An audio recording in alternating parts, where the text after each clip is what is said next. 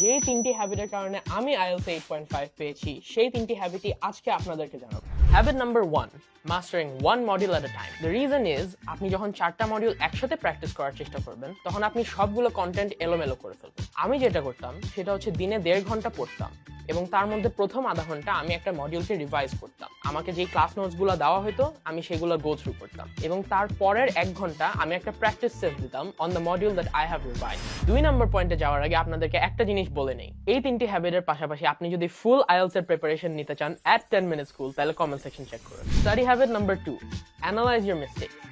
আমি যখন প্রথম আইএলস প্র্যাকটিস শুরু করেছি তখন আমি বারবার একই মিস্টেক রিপিট করতাম until I realized যে I should take a moment and I should try to understand my mistakes. Understand করতে পেরে আমি আমার মিস্টেকসগুলো শুধরাতে পারবো। আমার ব্যাচ ইনস্ট্রাক্টর মিরাজ ভাইয়া আমাকে লিসেনিং এবং রিডিং মডিউলে কোথা থেকে কতটুকু ইনফরমেশন বের করতে হবে এটা দেখিয়ে দিয়েছে এবং তার দ্বারা I was able to analyze my mistakes and correct them. Habit number 3, attend as many mock tests as you can. আমরা সবাই জানি যে practice makes perfect and there's no better way to practice than to attend a full length mock test. আমি সপ্তাহে 6 দিন coaching class করা সত্ত্বেও ফ্রাইডেতে টানা 2টা মক টেস্ট দিতাম মিরপুর সেন্টারে বসে এবং তার কারণে আমার প্র্যাকটিসের সব রিকোয়ারমেন্টস ফুলফিল হয়ে গেছে।